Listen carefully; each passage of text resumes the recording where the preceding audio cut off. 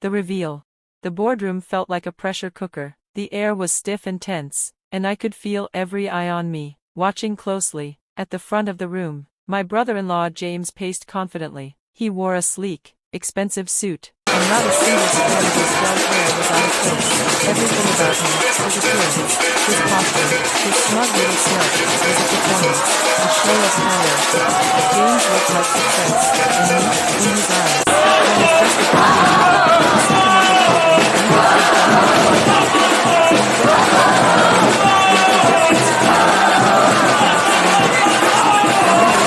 and he was his voice full of fake concern. Since David passed away 6 months ago, quantum tech stock has dropped 15%. Investors are nervous. They're questioning the company's direction. They're wondering, who's really in charge now? I sat still, my fingers folded in my lap. My heart beat faster, but my face showed nothing. My name is Rashel Chin, I thought to myself, and I've lost a lot in the past 6 months, but I won't lose the company David and I built, not today.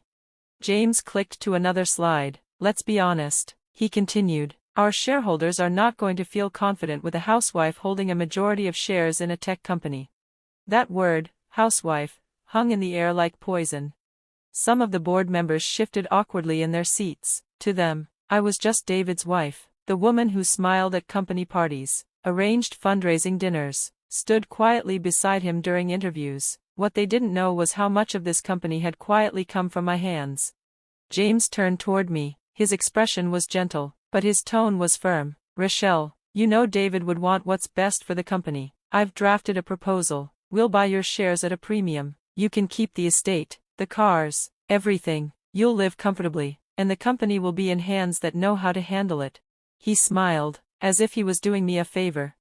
I picked up the proposal folder from the table. The deal was generous, financially, at least, but it came with a cost. Total control of quantum tech would go to James. He wanted the company. He wanted our work. I closed the folder slowly. And if I say no? I asked. James's face hardened. Then I'll call for a vote of no confidence. The board trusts me. They know you're not qualified to lead a company like this. This is quantum computing, Rashel, artificial intelligence. It's not your world. I nodded, almost thoughtfully. I see. I placed the folder aside and looked around the room. And what about Project Phoenix? I asked. The entire room went still. Project Phoenix was quantum tech's most secret project, a cutting-edge encryption system based on quantum entanglement, something that could completely change the future of cybersecurity. To the outside world, it was David's final vision, still in development. James hesitated, just for a second. It's proceeding on schedule, he said. I raised my eyebrow. So you understood the algorithm changes I made last week? The ones that increased efficiency by 40%? His mouth opened, but no words came out. There were murmurs around the table. What changes? He finally asked. I looked him in the eye. David's original code had issues. It couldn't scale beyond local networks. I rewrote the architecture so it could operate globally, while preserving quantum coherence. The murmurs grew louder. The board members leaned toward each other, whispering. You expect us to believe you understand this stuff? James snapped. You've never even worked in tech. I smiled softly. Actually, I've been working in tech longer than you have, James. I just never used my real name. I stood and walked to the computer connected to the projector. My fingers moved quickly over the keyboard as I logged into a secure server. Code filled the screen, thousands of lines of it. Does this look familiar? I asked the room. It should. It's the exact coding style of R.C. Wong. Now there was real shock in the room. Everyone in the tech world had heard of R.C. Wong, the mysterious, brilliant developer whose work had revolutionized quantum tech systems. R.C. Wong never appeared in public, never spoke at conferences. The only trace of them was in code, email threads, and encrypted messages. That's not possible, James whispered. I'm R.C. Wong, I said calmly. Rashel Chin Wong. David and I agreed to create that identity so I could work without bias or judgment, so people would judge my work, not my face, not my gender, not my marriage. The boardroom was completely silent. I opened another folder on the screen, emails between David and me, development logs, video clips of us coding together late at night. David wasn't just my husband, I continued, he was my partner, in life and in work. We built this company together. He was the public face. I was the architect in the shadows. James looked stunned. One of the board members, Rashel Chin, head of development, leaned forward, his brow furrowed. The Quantum Bridge Protocol, he said slowly, that was you? I nodded. David was a genius with hardware. I was always better at software. We balanced each other. The rest of the room began catching on. James tried again. Even if that's true, being a developer doesn't mean you can run a company. You mean like negotiating the Vector Capital deal? I said, the one that brought in $300 million? That was me, using the R.C. Wong identity. Investors trusted me more than they trusted you. Gasps, heads turned. I clicked to the final slide. 5 years of growth, every major innovation, every big breakthrough, all tied to R.C. Wong. James lost control. So what? While you were throwing charity balls and baking cookies, you were secretly some kind of super genius? No, I said, standing tall. I was solving the hardest problems in quantum computing while men like you took the credit. Then I turned to the board. You want to know who can lead quantum tech? Who understands what we've built and where we're going? I paused. You already know. You've just never looked past the surface. Who truly understands quantum tech? Is it the person who actually created the technology that powers the company, or the one who's only been pretending to? As I looked around the boardroom, I saw the members exchanging unsure glances. Then, Patricia Morrison, the oldest and most respected member, cleared her throat. Mrs. Chin. Rashel, she began gently, why now? Why reveal all this? Why not just keep working as R.C. Wong, like before? I thought of David, of the many late nights we spent talking in hushed voices, dreaming about what this company could become. I remembered what he always told me, someday, the world needs to know who you are. Because David was right, I said, my voice calm but strong. People need to understand that innovation doesn't always come from who they expect. Brilliant ideas can come from anyone, no matter their gender, race, or background, and I'm done hiding. Then I showed them one last thing, David's final message to me, written in an email just hours before the car accident. My brilliant Rashel, if anything ever happens to me, don't let them force you into the shadows. Show them who you really are. Show them what we built together. All my love. David. I swallowed hard. My hands were slightly shaking, but I kept my voice steady. I've kept myself hidden for 5 years, I said, but I won't do that anymore. Quantum tech deserves a leader who understands both the science and the mission. That leader is me, whether you want to admit it or not. Suddenly, James stood up, clearly angry. This is all a performance, he snapped. It doesn't matter. I still have the board support. I move to vote right now to buy out Rachel's shares. But I smiled at him calmly. Actually, James, I don't think you have their support anymore. He turned quickly to the others. Rashel Chin shook his head first. Not after what we've seen today. Rashel, R.C. Wong, is the reason this company exists. We'd be fools to let her go. More board members nodded in agreement. James looked around, but the room that had once been his to control was no longer with him. This isn't over, he mumbled, grabbing his papers. I'll have my lawyers review every file, every document, if anything's fake or backdated. You won't find anything, I interrupted. David and I documented everything carefully, but feel free to waste your time.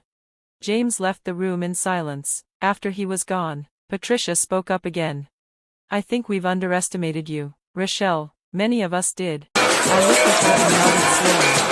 Yes, I said, you did, but now you know. The question is, what will you do about it? The aftermath, in the days and weeks that followed, everything changed. The news spread fast, and suddenly, the mysterious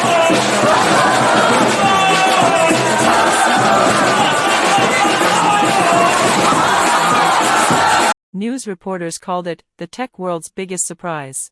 During my first interview, a journalist asked, why didn't you take credit for your work before? Weren't you upset? I sat at David's desk, looking at a framed photo of us smiling in our garage lab. It was never about getting credit, I said. David and I knew the truth, but we also knew how people in tech would react to a woman, an Asian woman, who was also married to the CEO. We wanted people to judge the work, not my identity. He nodded and then asked, your brother-in-law, he's still challenging your claims. I gave a small smile. What I didn't say was that James's lawyers had already sent me an email that morning, officially dropping all their challenges. After reviewing all our documentation, they had no choice. Every code log, every patent, every design had been backed up, with both mine and David's names on them. A surprising request. One day, Rashel Chin came into my office. "The development team has a request," he said. "They want you to lead a code review, in person." I blinked, surprised. "You mean, they want to meet me, not RC Wong?" He nodded, a bit sheepishly. "They've followed RC's code for years, but now they want to learn from you, the real person behind it." So I spent the afternoon in the lab, sitting with a team of engineers who had once seen me as nothing more than the CEO's wife. As I explained each system and walked through the code I'd written, their respect grew. One younger engineer said, "It all makes sense now. The designs, the logic, it was your style all along." Leading the company, later that week, Patricia returned with another announcement. "The board wants you to stay on," she said, "permanently, as CEO." I raised an eyebrow. "And James?" "He's resigned, effective today." She smiled slightly. "Apparently, some of his contributions were just recycled versions of your older designs." I wasn't shocked. James had always been better at pretending than creating. "There's something else," Patricia added. "Big tech companies are reaching out, Google, Microsoft, even SpaceX. They all want to work with us now that they know who you really are." I looked at David's photo once again. "Set up the meetings," I said, "but make sure they know I'll be there as myself. No more masks, no more shadows." A year later, 12 months later, I stood on stage at the World Technology Summit. The crowd was filled with industry leaders, scientists, and investors. Today, we were unveiling the global launch of Project Phoenix, our quantum security platform. "Quantum computing isn't just faster computers," I said to the crowd. "It's about finding answers where no one else even sees the question." I clicked to the first slide. It showed a photo of David and me, smiling in our garage. "This is where quantum tech began," I continued, "not in a boardroom, but in a small garage, with two people who believed they could change the world." The presentation was a huge success. Stock prices soared. Experts were amazed by what Project Phoenix could do. We weren't just a tech company anymore, we were pioneers. One last note: as I packed my things after the event, I found a folded note in my bag. It was from James. "Rashel, I was wrong about everything. I'm sorry. James." I put the note away. His apology didn't matter much now, but at least he had finally realized the truth. Innovation doesn't care what you look like. It doesn't care if you're a man or woman, rich or poor. It cares about vision, about hard work, about daring to step into the light. That night, I sat in my home office, surrounded by the same tools David and I had once used. On my screen was something new, a project that could use quantum AI to help cure diseases. I smiled, touching David's picture. "You were right," I whispered. "The world needed to know the truth, and now they do." Then I started typing, no pseudonym, no disguise, just me, Rashel Chin. CEO, engineer, visionary. Ready to change the world again.